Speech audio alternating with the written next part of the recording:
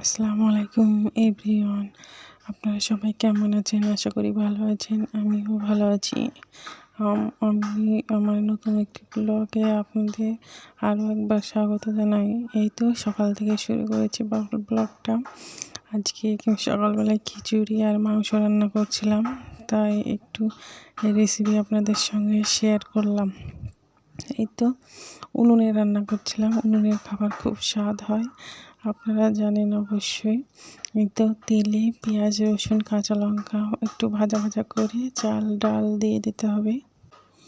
চাল ডাল দেওয়ার পর নুন হলুদ দিয়ে অনেকক্ষণ নাড়াচাড়া করতে হবে যাতে নিচে না লেগে যায়। দিয়ে ভাজা ভাজা করতে হবে। এতে একটু ঘি দিয়ে দিলে আরও সুন্দর স্বাদ হয়। ঘি দিয়েছিলাম অবশ্য। আমার অনেক দিন পর ভিডিও আপলোড করছি, এদিকে সময় পাই, অনেক ব্যস্ত তার মধ্যে দিয়ে যাচ্ছি। আপনারা কিছু মনে করবেন না, একটু ক্ষমা দৃষ্টিতে দেখবেন আমাকে। আমার ভুল হয়ে গেলে অবশ্যই। আমার ভিডিওগুলো আপনাদের ভালো লাগলে অবশ্যই সাবস্ক্রাইব, লাইক, কমেন্ট, শেয়ার অবশ্যই করবেন আরও নতুন নতুন ভিডিও পেতে। এই তো এখন পরিমাণ মতো পানি দিয়ে দিতে হবে। তারপর পানি দিয়ে ঢাকনা দিয়ে রেখে দিতে হবে। মাঝে সাঝে নাড়াচাড়া করে দিতে হবে, তাহলে রেডি হয়ে যাবে খিচুড়ি ঝরঝরে। এখানে মুরগির মাংস রান্নার জন্য প্রস্তুতি চলছে। উনুনেই রান্না করেছি, মা রান্না করছিল, আমি নাড়াচাড়া করছিলাম অবশ্য একটু। এই তো পেঁয়াজগুলো তেলে পরে দিয়ে একটু ভাজা ভাজা করে মাংসগুলো দিয়ে দিতে হবে। মাংসগুলো লাল লাল করে ভাজতে হবে, নইলে ব্রয়লার মুরগি তো স্বাদ হবে না যদি না লাল লাল করে ভাজা না হয়। তার জন্য আমাদের বাড়িতে অনেকক্ষণ ভালোভাবে ভাজা হয়। তারপরে মশলা, জিরে, মরিচ, আদা, রসুন সব বাটা হয়ে গেছে শিলনোড়ায়। পাশে রাখা আছে অবশ্য, দেখাচ্ছি।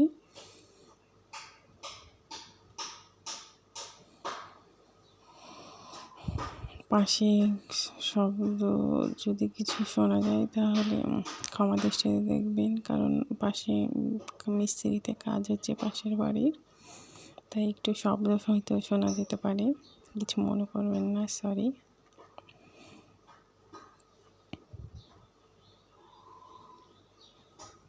এই মাংসগুলো দিয়ে ভাজা ভাজা করতে হবে নুন হলুদ দেওয়ার পর।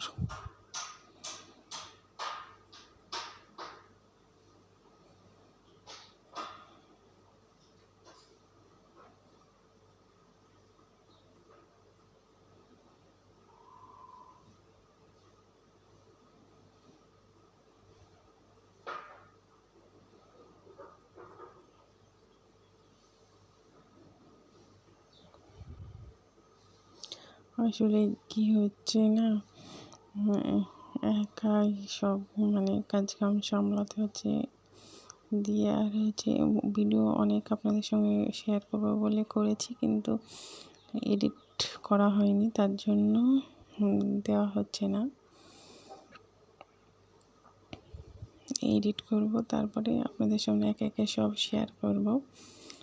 আমরা ঘুরতে গিয়েছিলাম মুর্শিদাবাদ, বহরমপুর, লালবাগ, এই হাজারদুয়ারি, এগুলো দেখতে গিয়েছিলাম।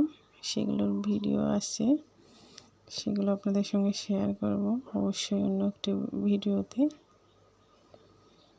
এই তো মাংস কষানোর পর এবার পরিমাণ মতো পানি দিতে হবে।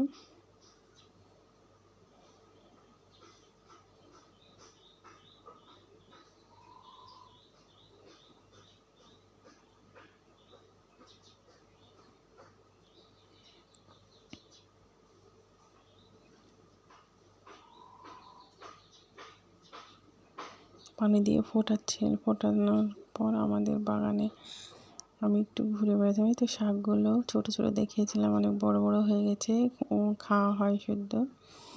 এইগুলো হচ্ছে এই কলা গাছগুলো নতুন লাগিয়েছি কলা খাওয়ার জন্য, মানে তরকারিও খাওয়া হবে আবার মিষ্টি হবে। এই তো আমগুলো, দেখছিলাম আমগুলো অনেক বড় বড় হয়ে গেছে, কিন্তু ভীষণ টক টক হচ্ছে। আর এখানে পুঁই শাকের বাহান ছিল না, সেটা ভেঙে ফেলা হয়েছে, দিয়ে বীজ পড়ে অনেক গাছ হয়েছে। এই তো তারপরে হচ্ছে খিচুড়ি আর মাংস খাচ্ছিলাম, খাওয়া খুব স্বাদ হয়েছিল। কিন্তু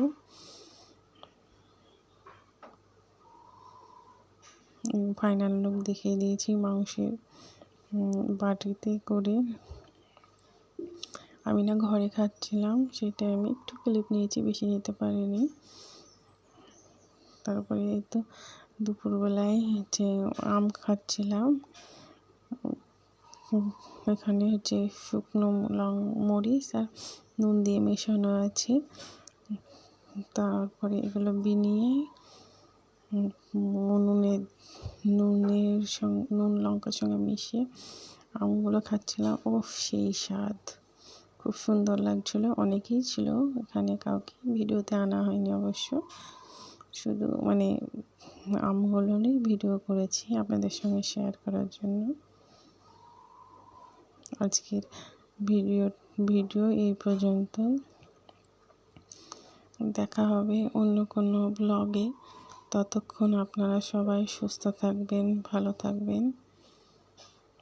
খোদা হাফেজ। আসসালামু আলাইকুম।